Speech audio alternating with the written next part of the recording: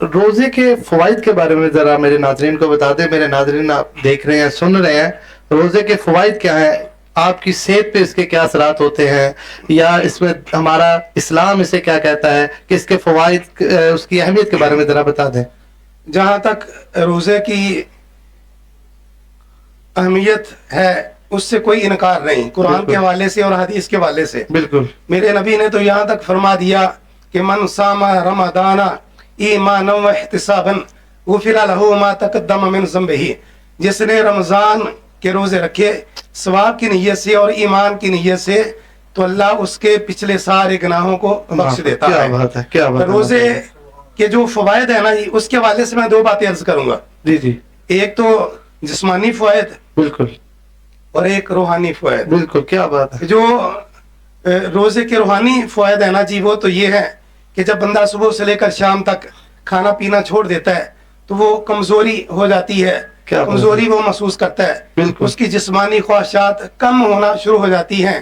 اور یہ بات یقینی ہے کہ جب جسمانی خواہشات کمزور ہو جاتی ہیں تو اس کی روحانی جو طاقت ہے وہ بڑھ جاتی ہے. کیا بات ہے، کیا بات ہے. روحانی اس کی قوت بڑھ جاتی ہے، وہ اللہ کے قریب ہو جاتا ہے. اللہ اکبر. اس میں گناہ کی قوت کم ہو جاتی ہے. جب وہ جسمانی طور پر کمزور ہوتا ہے، پیاس لگی ہوتی ہے، بھوک لگی ہوتی ہے، گناہ کی طرف بھی نہیں جاتا. بالکل بالکل ایسے ہی. کم از کم جب اس کو بھوک اور پیاس لگتی ہے نا تو اس کو کربلا کے شہیدوں کی بھوک اور پیاس ضرور یاد آتی ہے. کیا بات ہے، کیا بات ہے. یہ تو اس کی روحانی ہے. باقی جسمانی جو اس کے فائدے ہیں نا جی بے شمار ہے. جس طرح کہ آپ نے کہا نا کہ کئی لوگ ایسے ہیں بالکل ٹھیک ہوتے ہیں، وہ کہتے ہیں بھی ہم سے نہیں رکھا جاتا، ہم تو بیمار ہیں. بیمار ہے. یاد رکھیں پہلے پورا سال وہ ٹھیک رہتے ہیں، جب رمضان آتا ہے بیمار ہو جاتے ہیں. رمضان کا مہینہ کسی کو بیمار کرنے نہیں آتا، نہیں آتا. بالکل کیا بات نہیں آتا.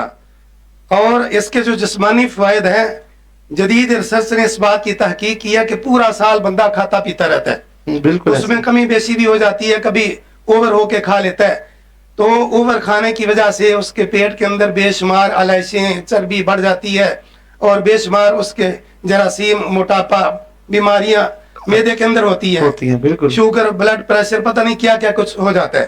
لیکن جب وہ روزہ رکھتا ہے نا جی تو جب اس کو بھوک اور پیاس لگتی ہے، وہی جو فالتو چربی ہوتی ہے نا وہ پگھلنا شروع ہو جاتی ہے. بالکل. اور وہی علائشیں، وہی جراثیم قدرتی طور پر وہ ختم ہونا شروع ہو جاتے ہیں.